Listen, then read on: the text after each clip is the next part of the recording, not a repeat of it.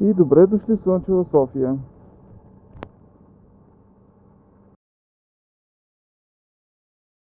Взема щепсел, за да не се разхождам като идиот. Ами то е там по-наблизко има, то е там няма. Точно днеска свършиха и имаме един, ма той е 15 лева щепсел. Нали? Извинявам се. Днеска съм в такова готино настроение, просто защото имам множество неща да свърша и ограничено време, в което да ги свърша. Но нищо. Всеки ден е хубав ден, когато бръмчиш с мотора напред-назад. Стой.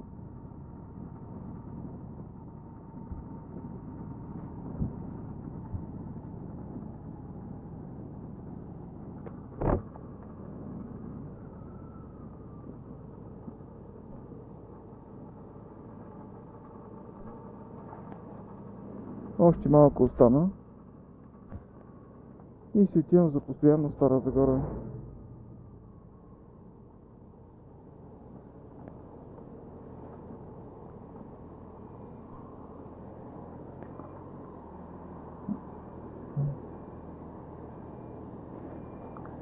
Как можах да спра точно тъй, че да не виждам?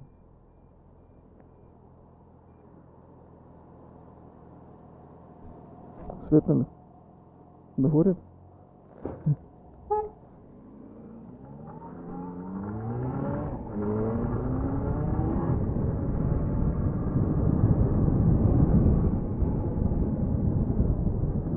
Ето го въпросния магазин. Ама аз също време ще отида, ще взема втора сдела тук, отколкото да дойда теж до тук. Липсва ми колелото, що си го закарах. Трябваше да го оставя.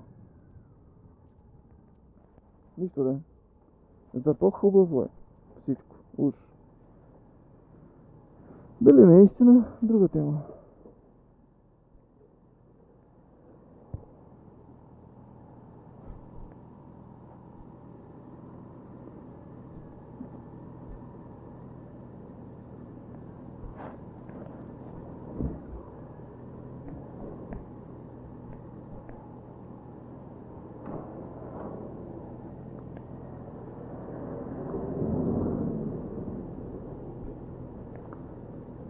Залба. Всеки път го чета това като загуба, не знам защо.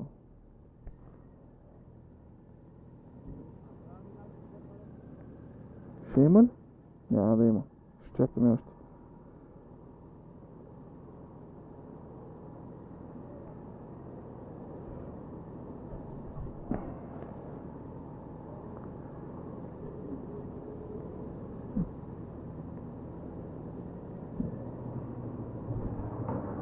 Здравей, колега. Мото Морини. Дюдю. Тук с някакви мотори с педигрита се разхождат. Ти да видиш.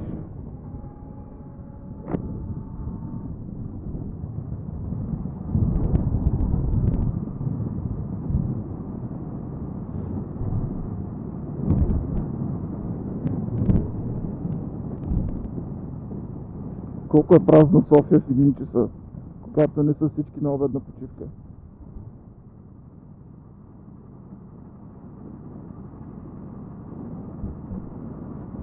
Макар че сега е последната седмица на август.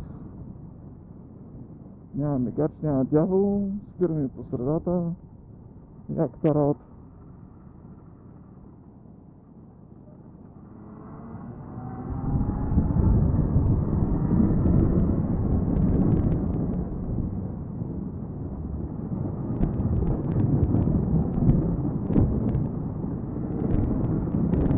Тук пак тъй.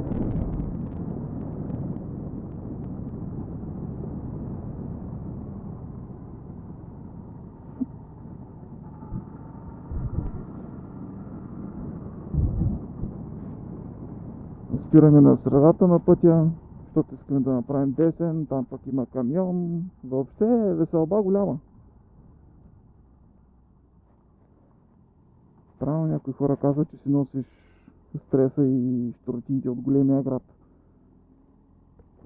Сега като изкарах около седмица в Стара Загора ми е направо чудо. Единственото хубаво са големите булеварди, че могат да филтрираш лесно. За момента. Ако може и да не мрънкам, толкова ще е добре. Айде.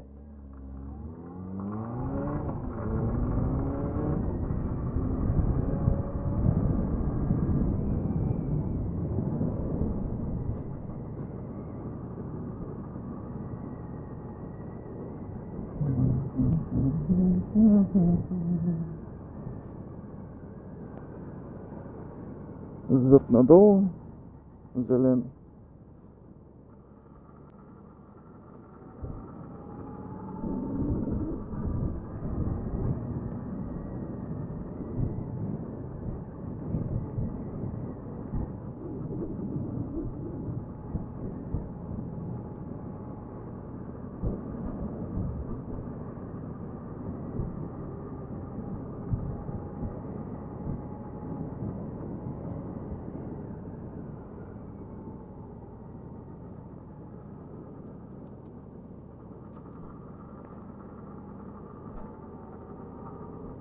Какви хубави кранчета. Ами така е, драги мои. До след малко аз влизам тук да си купя щепсълче. Защото, какво да ви кажа, за едно щепсълче трябва да въртя целият мотор. Някакви дет не са чак толкова сини места. Ох, това беше втора или трета. Ей тук. И до след малко.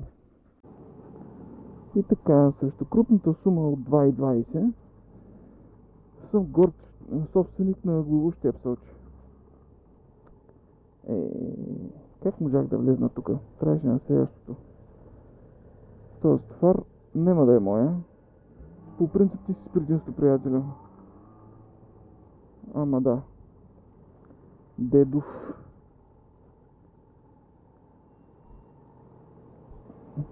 Така ще се наредим. Хоп. И отлитаме напред.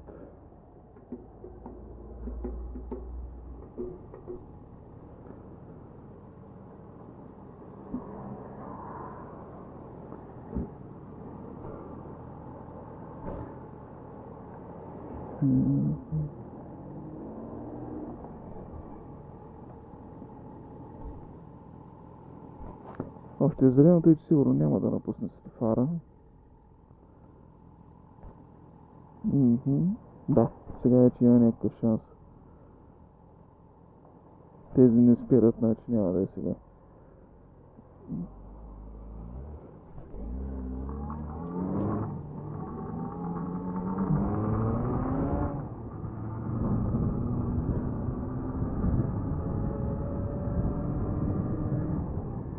И сега стана още едно нещо. Да си взема обяд, защото вкъщи няма нищо.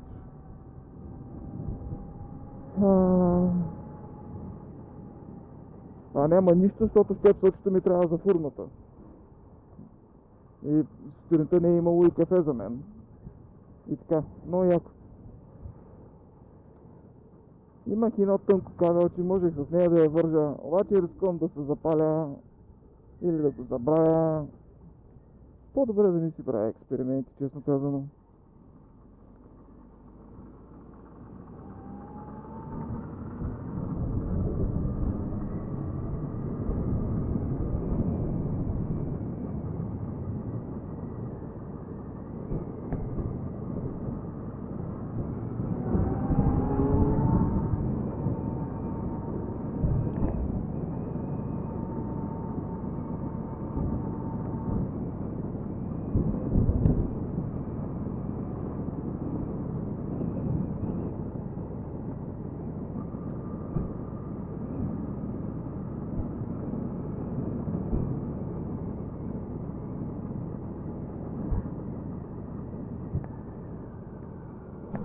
Бе, ние сме овце. Трябва да си припомня текста на тази песен.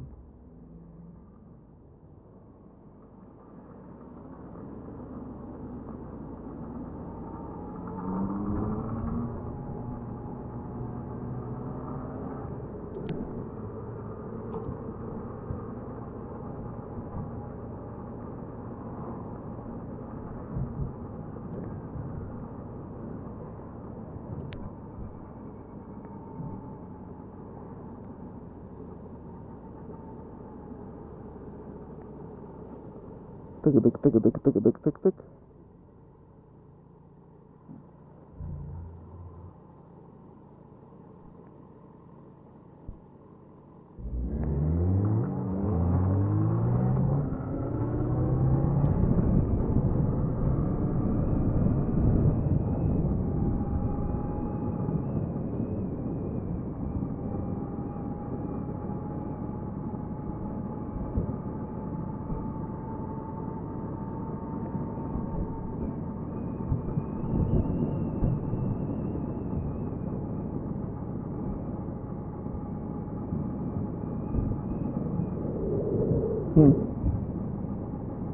Не съм сигурен какво беше това.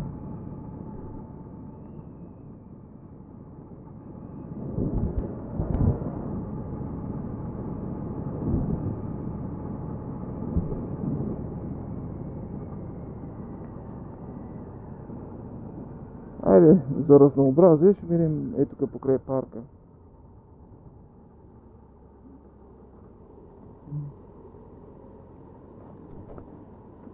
Колегите от Румъния.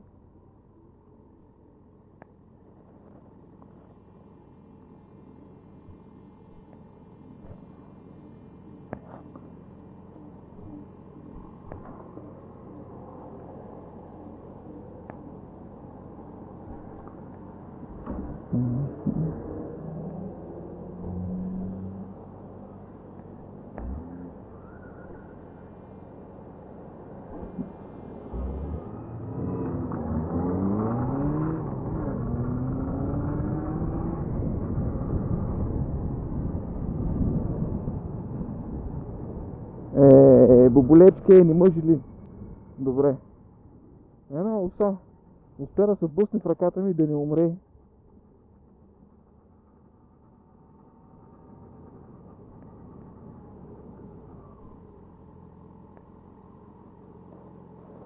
Нещо ми върви на уси тая година.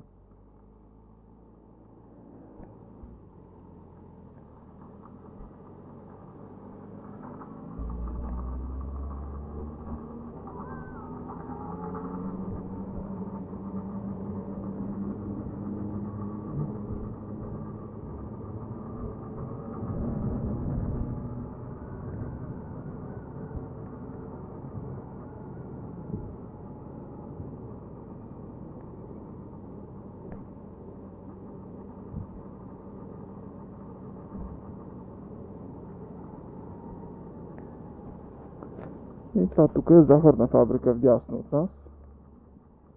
Тук са и стари сервизни къщи, блокчета и така нататък, които са завзети.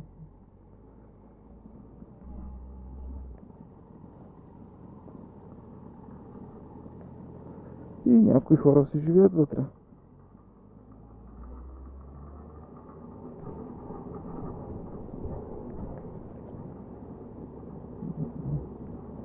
Интересно е, че тия не правят някакви бели да дигат шум, щуроти. Уния долу от гетото, ето развалиха, тия бяха по-неприятните.